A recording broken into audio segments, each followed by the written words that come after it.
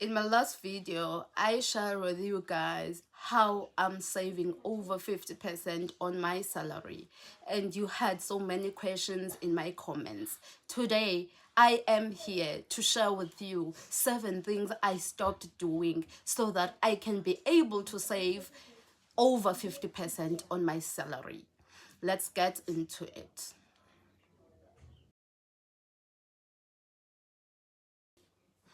Hey guys, my name is Mbini Dlangamandla. I am a teacher in the Eastern Cape.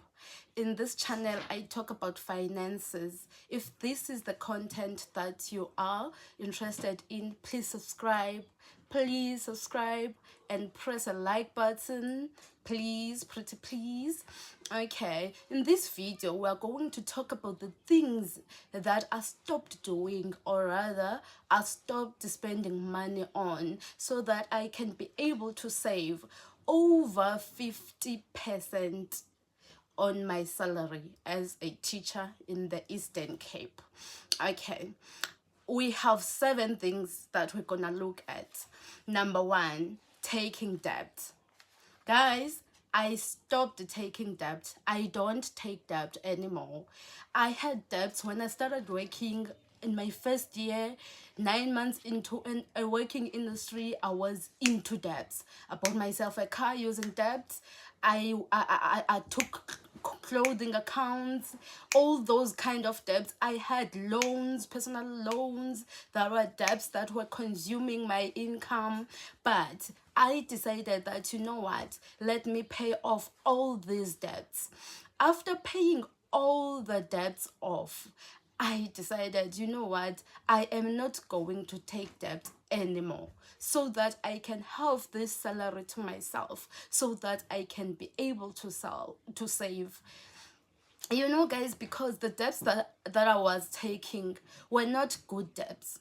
The debts that I was taking in the past 7 years, because I started working 7 years ago, the debts that I was taking were not good debts. They were bad debts. They were eating my income. They were just eating my income, and they were depreciating assets.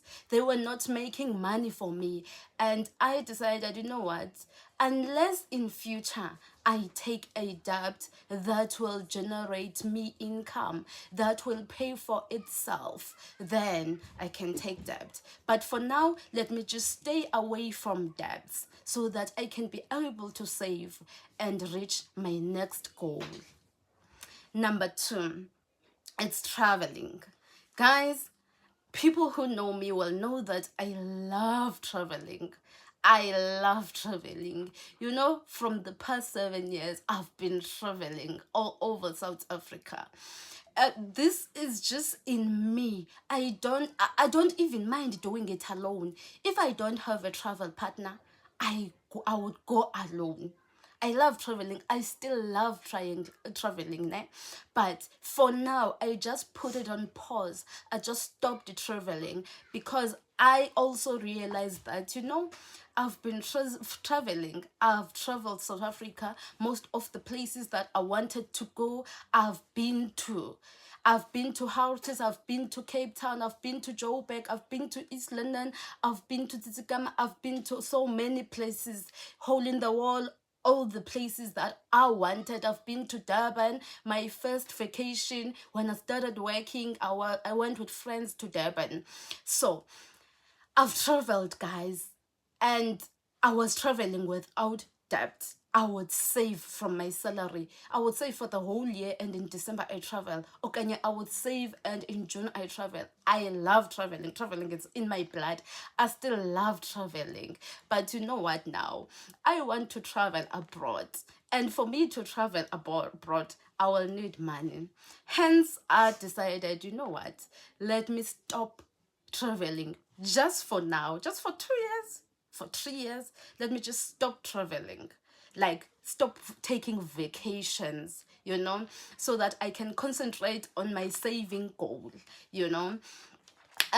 With traveling, you know, there are a lot of things that are needed. If you are traveling, you need new clothes. You cannot be traveling with clothes that you were working with. No, you just, you want to feel alive, and therefore you need new clothes, you need new hair, you need makeup on point, you need nails zakho be on point. All of that, it's quite expensive, but I enjoyed, and it's one thing, guys, for in the past 7 years that I enjoyed spending my money on. And when the time is right, I will do it again, abroad this time. Okay, let's go. Let's go to my third thing that I stopped doing so that I can save more than 50% of my salary. It's buying clothes, or rather I would say buying branded clothes. But even buying clothes, guys, I don't go shopping for clothes. I don't have Bash on my I don't have Bash app on my phone. I do have Shein, but I don't use it because I'm not going to pay for clothes, you know. When I say I stopped buying clothes, clothes are not in my budget. If I really need something, maybe like now it's winter, and then maybe I will need ogusha, ne? I will need a tracksuit, 2 tracksuits. I will take that from my living expenses and buy the tracksuits and buy the socks and buy the hats. I will not be budgeting for clothing for clothes. I am not spending my money on clothes this year. I am not. If I really, really need something and I don't have in my wardrobe, then I will make a way of getting it from my pocket money, because I do have pocket money on my budget for every month. That is also one thing that I stopped buying, spending on. You see those branded clothes would I did tell you guys that I love traveling. So if I'm traveling, I would need a tracksuit from Nike so that I can look the part and travel and feel beautiful. But now I stopped those branded clothes. I don't go for brands. I go for equality and what I want. I only buy what I want, and if it's in good quality, then I go for it. I don't go for expensive things. I don't go for that. Even if I'm short with something here here, like glasses, like I don't have glasses anymore, I go to Pep and I buy myself glasses. If stove is broken, I go to Pep, I go to ShowBrite, I buy myself a stove. I go to ShowBrite, I buy myself a microwave from my pocket money. I didn't this year in my budget for this year. I'm not allocating any money for the clothes, for the appliances, for Ezekiel, for everything. I'm not allocating money for that. Okay. Number 4, braiding my hair and nails. You know, guys, we love braiding our hair as girls, and we feel beautiful when we braid our hair. But my salonist always said, Mini, you must ziqale phansi inwele zakho ngoku. She has been telling me this last year, and I was so reluctant to cut my hair. You know, when you have to cut your hair, you must gather strength and you must have that audacity to really cut your hair, because cutting your hair is a big step. It's a big thing, guys. Your hair will not just grow today. Your hair will not grow next month. Your hair will not grow in June. So you must really think and think and think and think about it. So my hair salonist has been motivating me, or rather has been encouraging me to cut my hair last year. And then in January this year, I decided, you know what? Let me not put the money for my hair in the budget, so that I can cut this hair. In January, I did do my hair, but with the savings that I had from last year from sinking funds, I did my hair and my child's hair, and then we opened school. No, in February I didn't budget for my hair. In March I didn't budget for my hair. In April I didn't budget for my hair. And you know what? That made me to cut my hair because Galoko, if I don't have money going to my hair, then I have to cut my hair. Cutting my hair is only 40 rand. And I didn't know I'm this beautiful when my hair is. Okay, guys. So I colored my hair in February. I was due for another hairstyle and I didn't have money for that hairstyle and I colored my hair. And guys, when when I send my child to the hair salonist, I always tell her, you heard me for saying I must cut my hair. You know what? I'm going to be cutting my hair for the whole year, and maybe even the whole next year I will be cutting my hair. Yeah, she laughs and say, why? And I'm like, I'm saving a lot of money from cutting my hair. But really, guys, our hairs consume money from us, guys. It's for me, guys. I was doing my hair with 400 rands. I would wash my hair with 60 rands. I would cut with 50 rands or 60 rands. That is 520. I would buy fiber. I used to do my hair with one fiber. Fiber, it's 80 rands. And then I would buy fiber, ngala 80 rand, and then it's 600 rands. That's 600 rands. I have my child. My child would need 300 rands to do her hair. And then we would have some takeaways because we would stay at the salon the whole day, so that would equal to 1,000 rand, 600 for me, 300 for my child, that is, and 100 rand maybe for some food, and then that equals to 1,000 rands. And then that is the money that I was allocating in my budget for our beauty, right? Remember here, I still haven't done my nails, but I want to come to this now. When I stopped making my hair, I also had all the time, every weekend I have time for myself. I don't have a Saturday that I will be spending at the salon. The whole Saturday, I spend the whole Saturday at the salon because these are two heads, my head and my daughter's head. I hate spending time at the salon. Even when I go back to braiding again, I think now I will go back with some sort of having someone to come for me in my home, because you see that thing of going to the salon by 7 a.m. on a Saturday and you come back by 5 p.m. It's not ayobamna. I don't like it, Shem. I don't like it. For me, Saturdays are for resting because I've been working from Monday to Friday. You see. And then we have our nails, guys. My nails were 200 rand at most. That is 1.2. So I saved 1.2 in my salary just by not making my hair and just by not making my nails. Someone will ask, did your daughter also cut her hair? No, my daughter didn't cut her hair, but I don't allocate her 300 on my salary. There is money that I put away in my salary for pocket money, and then in that pocket money, when she needs to do her hair, I take the 200 rand away and do her hair. So it's no longer in a budget like you write it down.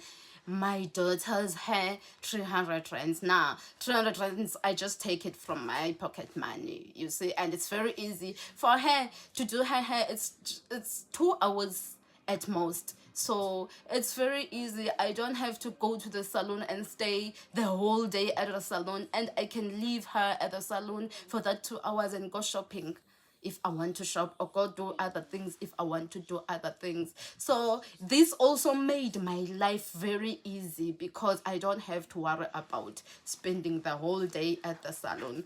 Okay, so guys, with that being said, and without repeating anything, let me go to number 5. Number 5 is living above my means. I stopped, guys, living above my means. Living above my means means that if I earn 10,000 rands, my expenses of the month would be 12,000 rands. That is living above my means for me. That's how I define it in this instant. Now, I realized, you know what? Live below your means, Mbini. Live below your means. Guys, I use 40% of my income now from month to month. I use only 40% of my income month to month. When I say that, in our next video, we'll look at my budget, guys, and you will see how I am doing this. But I am living below and below my means. This is helping me to save a lot of money, guys, and this is helping me to reach my goal. And when I stop, and I always tell myself, I always encourage myself that the day I have the money that I want from my savings, and I buy what I want from my savings, I will stop living below my means, because now I will have what I've always wanted to have. Not right. And then I will now uh, I will no longer be living in a one-room flat. I will no longer be renting 700 rands. If I want to have my hair, I will have my hair.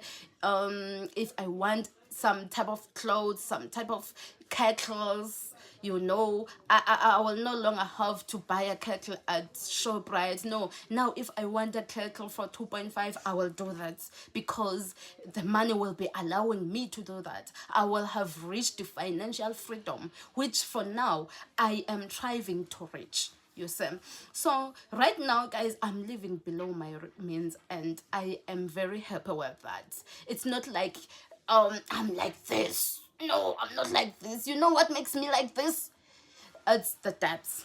You see, when I'm into debts, oh guys, I can't even breathe in debts, especially debts that are taking away my salary and are not giving me any income. Now, with living below my means, oh, I'm living very well, and I don't have a problem with it. I don't have a problem with it. You know, when you are living below your means, guys, you must also be wise and not listen to anyone. You see, peer pressure is for real. I remember the other friend of mine asked, "Hey Mbini, we want to visit you in Dash, where I live. Where do you stay?" She mentioned some top suburbs here in my town. She mentioned some top suburbs. Are you staying in Dash? Are you staying in Dash? Are you staying in Dash? She mentioned 3 top suburbs in this place that I'm at. Ne? That was pressure. That was unnecessary pressure. And I told her, no, I'm staying in rural areas. I'm renting a bedroom in rural areas. If you wanna come, you can come. If you don't wanna come, you cannot. And she didn't come because it's obvious that she just wanted to see where I live, and she's a top notch. I don't know how I am going to put it, but with that, I laughed alone. After that conversation, I laughed alone. That's it. You know what? Friends can give you some pressure that you don't even need. Now, these places that my then friend was mentioning, if I want a back room there, I would spend 2,000 rand or more. If I want an apartment, I would spend 4,000 rand or more in those places, to live in those places. And I don't have that money to rent. For rent, I don't have that money. Nah, I don't choose to live that life, because I am me. That is what I don't choose to do. I am not going to rent 2,000 rands. I am not going to rent 4,000 rands. For now, I am fine with living below my means. Okay, and then we have number 6, impulsive buying. Guys, you know, impulsive buying, it can really eat our monies. You know, you get paid on the 20th, and your things get debited in your account, and you're left with 5,000 rand, by the end of the week you are left with 0 0 0 0s because of impulsive buying. You know, when you have money in your bank account, you just, the impulsive buying, you just buy, you go to town, you grab a burger and some juice. You are lazy to cook, you grab some burger and some juice.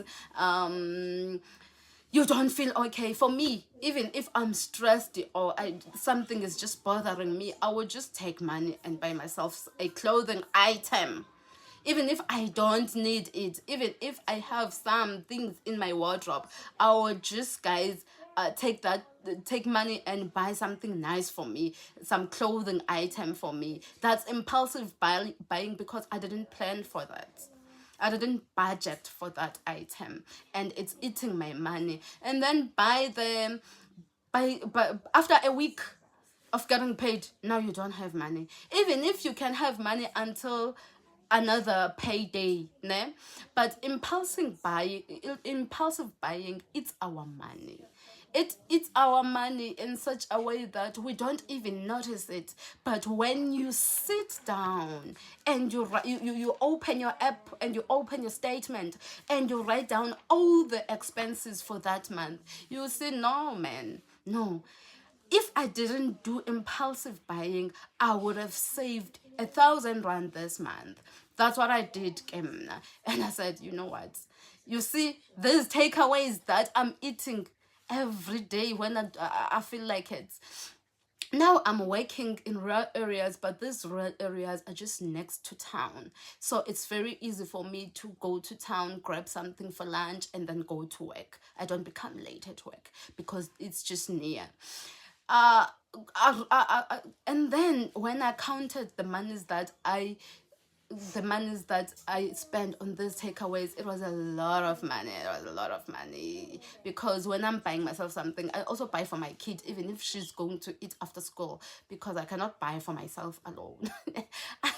I'm a mother, so I don't buy for myself alone. I stopped doing the takeaways. Well, I do takeaways maybe twice a month, not 4 times, 6 times, 10 times a month. No, maybe twice a month. When we really, really, really feel like we wanna eat out, then we go and eat out. But not just doing it without planning. We plan it and we budget for it, and then we go for it. You see. So if you run out of groceries and then you go to the shops and buy groceries and you end up buying groceries for 500 rands, these two plastics now cost you 500 rands.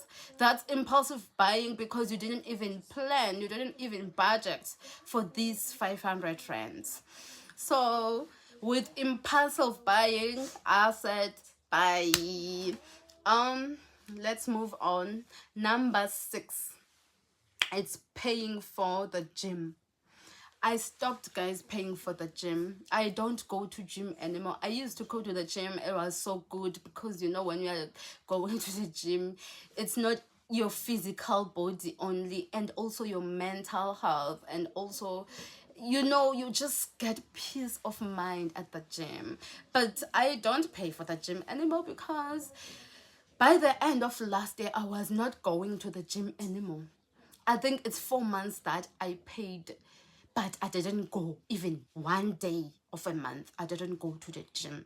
And then in January, I decided, you know what, I'm stopping this because I'm not doing it. Thank you guys for listening to this video. Thank you for staying with me. I appreciate you spending your time with me. If you liked this video or anything that I had to say, please press the like button. It helps YouTube to push the video for me so that I can get so many views. And if you haven't subscribed yet, please do subscribe. If you are new here and you haven't watched my previous video where I break down the over 50% that I am saving every month, please go watch this video. I am very transparent in this video. I am showing you guys how I am saving these monies on a monthly basis. On my next video, we are budgeting together. Stay safe and I love you. Until next time.